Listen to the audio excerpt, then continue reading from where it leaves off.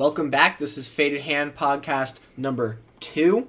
I am Greg. This is Joe. And we're going to be continuing going through some of the things of Faded Hand. So, Joe, let's talk about... We just finished talking about the stances last time. Before we talk, reminder. The full rules for this game are available for free at www.fadedhand.com. You don't have to pay for it. You can just go right to this book that we're reading right now. It's a webpage, and you can read the whole rules and play it with your friends. Correct. Yes, that's true. Very important. The link will be in the description, but I want to emphasize that we're not selling you a product. We're giving you a product. It's right here. Yes. If you feel like you want to come and play it, then come and play it and have a good time.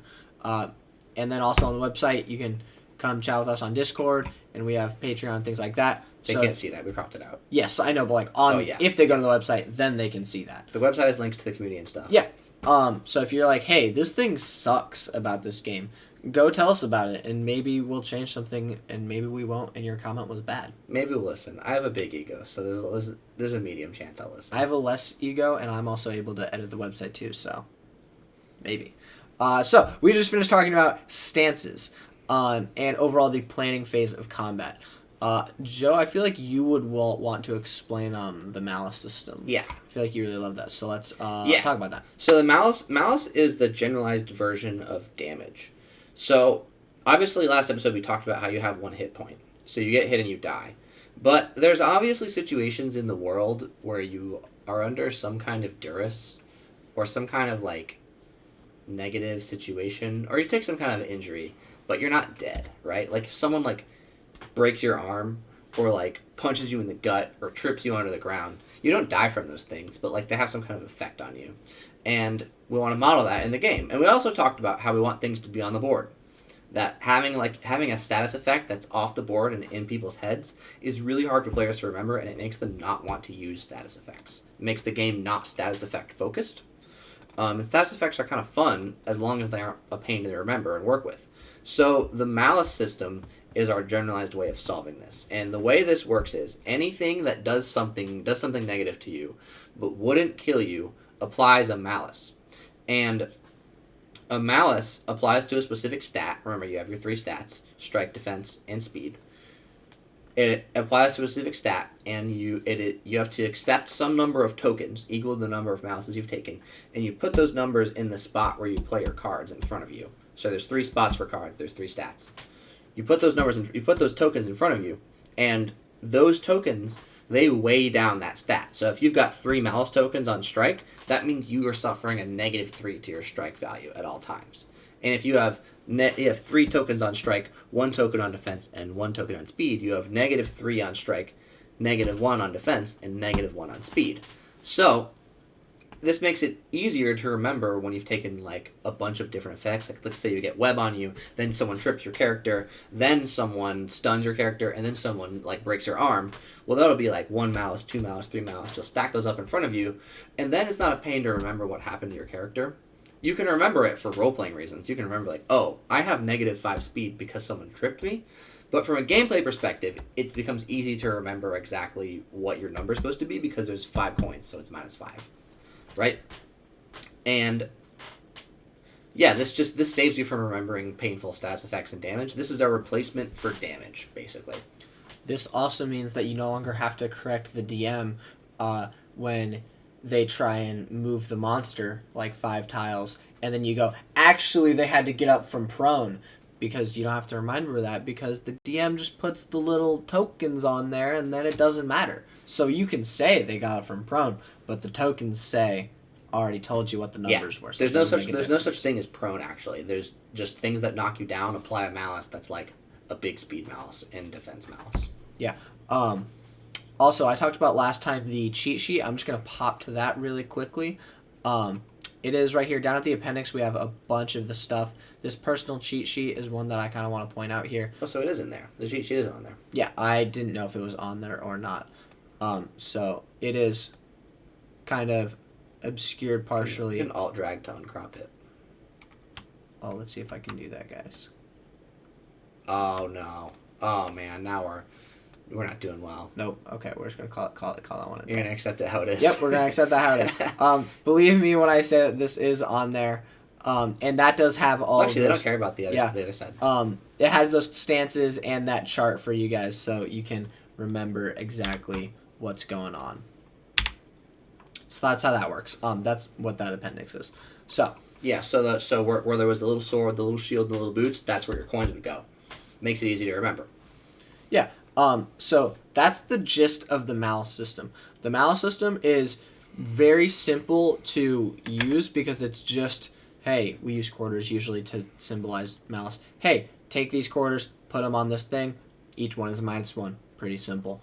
What this does, though, is it allows for the rest of the game to be extremely detailed in how things give out malice and how they take away malice and how they do other things to the Malus system because the Malus system is simple. So it's just, oh, this spell removes some malice from this area. Oh, this perk lets you, like, you know, bop them with your shoulder for a really easy to hit attack that then just gives them a few malice, right? And then you can follow up with some of your other attacks. It cuts down on the number of useless spells and abilities too. It helps keep things more general because, like, sometimes you'll have an ability in a game where it's like, oh, this spell cleanses poison, and that's really polarizing. I hate that because what happens is that if you face a poison enemy, it's awesome, but if you don't face a poison enemy, it's terrible. And so then you have this spell that's awesome sometimes and terrible most of the time. It's really not fun for anyone. Yeah, and so. That's the Malus system. I feel like weapons should be up next. Weapons are cool. Yeah. Short discussion on cleansing Maluses. Oh yeah. There are generalized ways to get rid of them. The first one is that every round, if you don't suffer a Malus, you get to cleanse 2 from any of your choice. So this just basically means that, like, if someone hits you and then they stop hitting you, you'll slowly recover no matter what, which makes sense. And the second one is rest, where you can take a full turn of doing effectively nothing. If you do effectively nothing on your turn, you can cleanse half the Maluses that are on you. And this is supposed to represent, like, you just, like, fully getting up and brushing yourself off without really making any forward progress. Yeah. Those are very important. Should we go through some terminology before we move on to weapons? I feel like that might be helpful. Yeah, probably. Yeah. Yeah, these are some combat details and terms that are good to know because they're used everywhere. It's primary action.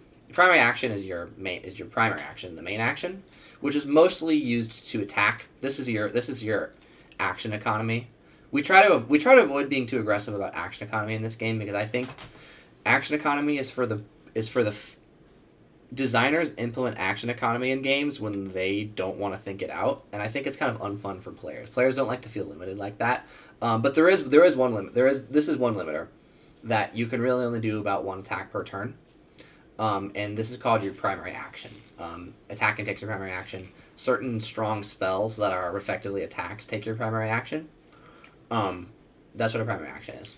I think it's kind of funny because for a long time we really didn't want to add it. We worked so hard to not have a primary action. We were like, oh, this thing, like, we worked so hard. We were like, all right, the only thing, you get one attack and, like, that's it, and that's the only way it works. But eventually we started writing so many things that there were so many rules that were like, oh, and then if you do this, you can't attack in this turn. Yeah, it's like, oh, this takes up your attack. This is your attack. We're like, fine, we'll have a word. We'll have a word for primary action. But in general, we really try to stay away from action economy because I think it's more for the benefit of the writers than for the players. Yeah. But you have to have something. We have a little bit. So then there's a riposte. Fencing people are going to get on me about this. But a riposte is a special kind of strike, and it's supposed to it's mostly used for attacks of opportunity and return attacks.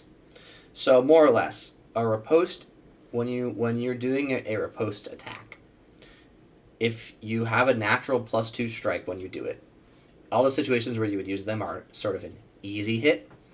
You have a natural +2 when you do it, and if you hit them, your hit doesn't do a point of damage and kill them. Instead, they still suffer 1/1/1. We may have wanted to change this. Instead, the opponent suffers a meaningful Malus, like a medium strength Malus, when you hit them with the riposte. Yeah. And ripostes generally happen in two situations. It's one. They happen when you strongly defend. If you defend by a strong amount, I believe you have to defend by +2, right? Yeah. So like if someone strikes with a 5, you have to. Or is it defend by +1? No, it's defend. It Okay, you have to be more than 1. Yeah. Okay. Yeah. Yeah. So if you It has to be defend 7. and your defense is 2 higher than your attacker, which is quite a bit higher than the attacker would need to win the attack, then your defense was so good that you get a counterattack, and that counterattack is a riposte. And if someone is faced off against you in an engagement against you, which is right next to discuss, and they turn their back on you and try to leave, you also get the riposte on them, and that's like an attack of opportunity. And that one makes sense. Yeah. Yes, currently it is 1/1/1. The amount of Malus may change at some point. We're still working with these numbers. Currently, we're gonna make it like 2/1/1 or 2/1/2. Yeah. It might be more. It might be more. It won't be less. I think 1/1/1's fine actually. Yeah. Let's leave it. Let's leave it as Since it is. +2 strike is really good. Oh, yeah, let's leave it as it is. It's not that hard to hit. Yeah. And it's not supposed to be that damaging. It's not supposed to be like, oh, this riposte devastates you. It's just like they strike you like a bit. Okay. Yeah. Okay. Next up, engagement. I'll explain engagement. Yeah. So when 2 or more characters stand opposing one another, locked in battle, they're said to be engaged. Oh, they're getting married. I knew you would hate that. When one character attacks another in melee, this creates an engagement between the two. If either creature moves away from the other or breaks concentration in any way, the engagement is broken. If I hear that joke one more time, I swear to God, I will straight up search through the book. I will run a search and replace to change it to opposition. I will call it opposing. I'll be like any opposing character. Okay. I swear to God, if I hear that again, You're gonna go against the ops, Joe. I'm gonna.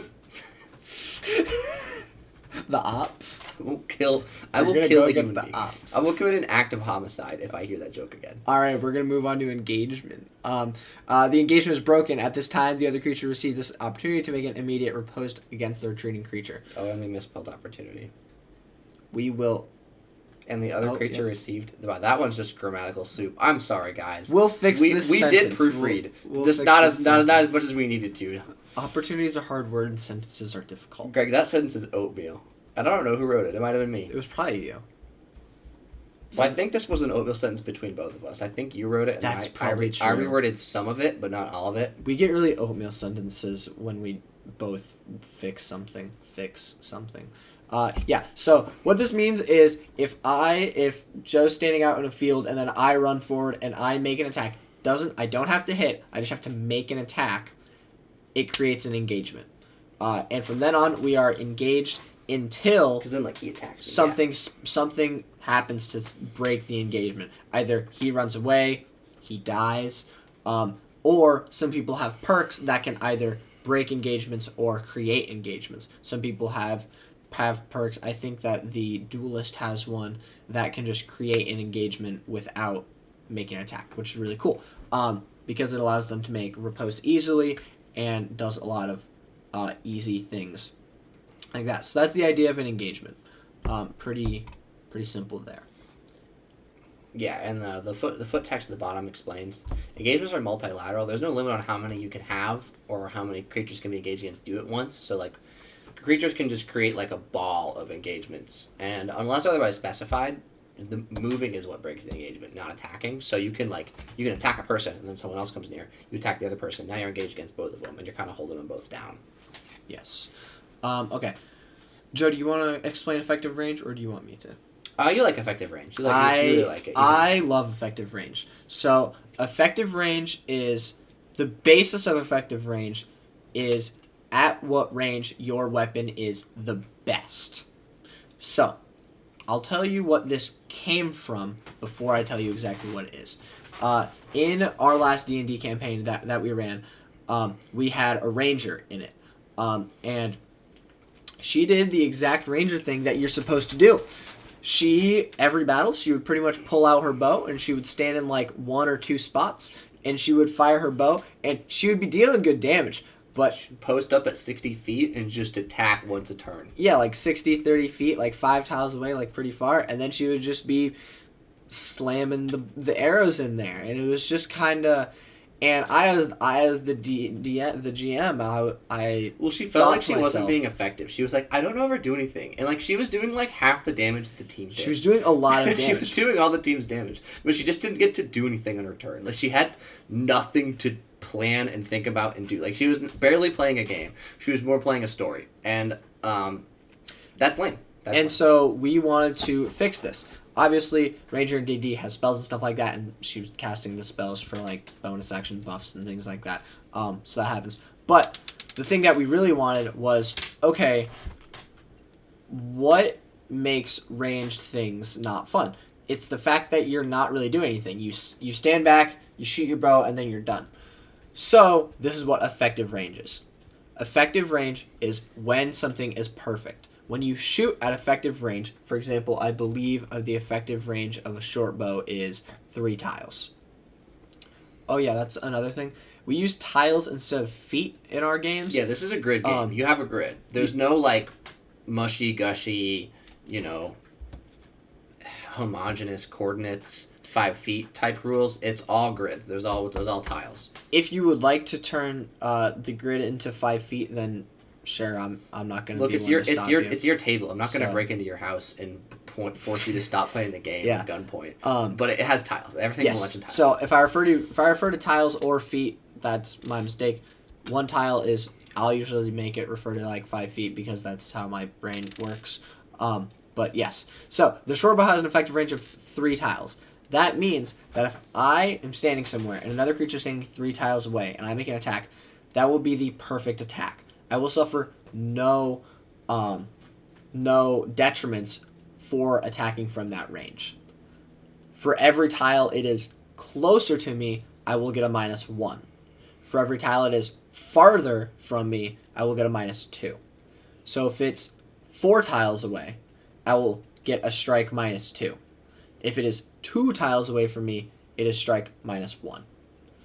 So that means that the ranger or the effective class of like sniper or assassin or scout or something like that anyone's got a bow in their hands. anyone who's got a bow in their hands has to actually play positionally. Where the battle moves 1 tile over, I have to move so that I can get a better shot, or I have to run closer, I have to run farther away.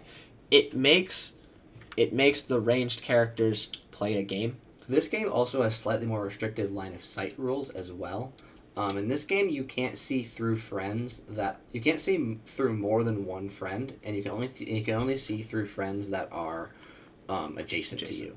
So you can shoot over your friend's shoulder if you're right behind him, but if you're if there's space between you and your friend, you can't just shoot through him. This kind of represents like if the sniper is like hiding behind the soldier, they can put their like crossbow on her shoulder and then bam, shoot one off. But like if the soldier is 20 feet that way, dueling with somebody, it's hard to get a shot between them. So that's kind of how line of sight and effective range work. I love effective range. Effective range is so much fun. It makes it so that the ranged characters have to play, and it makes it so that ranged attacks aren't free. Ranged attacks are usually just kind of like, you just throw this out here. You say you did, and you're done.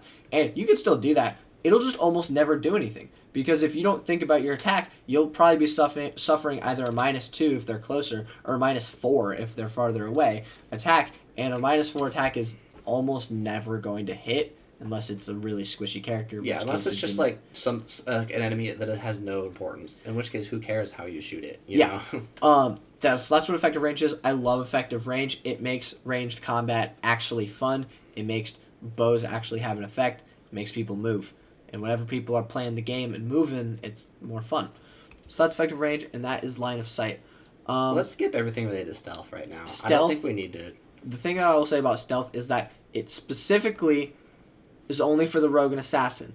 Anyone else tries to do stealth, you tell them no. They can't do it. It's not allowed. It's just a mechanic for them. It's just for them. And all I'll say about it is that we gave it more specific rules. Like, effective range is kind of a little mini game for the rangers. Even though it's not that realistic, frankly, there is a slight basis in realism for like there being a perfect range to hit someone with a longbow. But like the real life range where you can hurt someone is way bigger than we give you in this game. the point of it is to give them a little mini game that has a slight basis in reality and is fun to play. The same goes for the stealth mechanics, where the rogues have this problem with D&D, where they really want to go into stealth and combat and then come out and get a critical hit. It's their whole mechanic. It's the whole point of the character. But the rolling to go into stealth requires that they do a stealth check, which has difficulty determined by the GM. So the DM will more or less directly determine the rogue's chances of getting to do anything at all. Or if they decide that this combat gives them an easy circumstance, then they'll get easy stealth and easy criticals, and they'll have a lot of fun. But if the GM decides to give them a battle where that doesn't work, they'll have very difficult stealth, almost never get criticals, and won't have any fun. And this puts the difficulty and fun of the rogue player way too much in the hands of the GM's discretion, and has it bounded really nowhere in the rules. And then this makes the GM and the rogue just argue with each other, where the rogue argues for why the stealth should be easier, and the DM has to try to accept that. And it just turns the game into an argument, and it becomes like playground rules, where it's like no blocking, no dodging. Don't like that.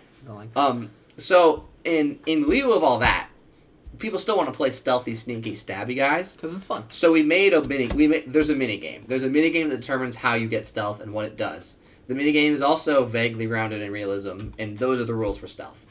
But we're not going to probably talk about those. We encourage you to go read them and do other things with that. All right, cool. Weapon traits. Okay, so now we can talk about weapons. So weapons are important, and people like them. And what we've done with weapons in this game is try very hard to make them make you care about them. Again, remember, we don't hate D&D. I mean, it sounds like we do. It sounds like we do because of all the complaints we have. But that's because this game only addresses the complaints, right? Like, it only addresses the things that we felt we were dissatisfied with. And one of the things that many people are dissatisfied with are the way that weapons don't mean anything. The amount of TikToks that I've seen of people going through and changing things to make weapons do more is truly insane. At least 7. That's a crazy amount. So our solution to make weapons mean something is first that we have 3 combat stats, right? We've got 3 combat stats, and holding your weapon can influence all 3 of them. So we've got sort of 3 axes of freedom there. And lots of weapons have traits, and traits are perks, which we haven't talked about yet.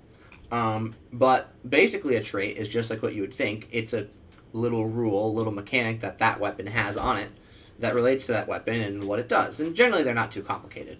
But the weapons really give you a lot of uniqueness, and there is a weapon limit. Your weapon limit is, we said it was equal to your character, it's equal to your tier plus 1, right? Yeah. So in general that's going to be 2 or 3 weapons you can carry around. And this is not how many you can physically have on your person. This represents how many you can have access to in combat. Obviously, I can keep 60 knives, in my backpack, but I can only realistically have a certain amount on my belt and be trained to grab a few of them at a certain time. Yeah, that's what that means. That's the weapons that you have holstered, and you can just switch between every turn. So that's what traits are. Should we give them an example of some traits, of some weapon traits, or do we? Yeah, let's give them an example of some. Some I know off the top of my head are. There's close combat. Yeah, there's close combat. Close combat is a classic. It's on the dagger. What close combat means is that it's easier to attack when you're closer to someone. This represents that if I have a dagger, it's on the dagger. I'm going to use dagger as an example because it's easy. If I have dagger and I'm far away, the challenging part about hitting someone with the dagger is that I have to run up to them. I have to get close to them. Close the distance. Versus if I start my turn right next to them, it's much easier. So what close combat does is if you start your turn adjacent to someone, adjacent to an enemy, you have +2 strike against that creature. It means that I've already done the work to get up close, and now I can just do my whole stabby thing. I don't have to do any other work. That's what close combat means. There are a lot of different ones. Another really good one's versatile. I like versatile. Versatile is our solution for 1/2-handers, because there are some 2-hander weapons that say you have to wield them 2-handed, but there's lots of weapons that they're supposed to be 1/2-handers, like bastard swords and like your standard spear, where like it's practical for your character to hold it with one hand, but like it makes sense that your player would do it a lot better if he used 2 hands. And the versatile trait is fun. It says that when you use a weapon like that with 2 hands, you get to choose one stat to receive a +1 bonus in every turn. So every turn you get to choose one stat that you're getting a bonus in because you're two-handing, and I think that does a good job representing the versatility. Where it's only 1 point, but it's a freebie point. You can just put it wherever you want, and it feels really fun to use.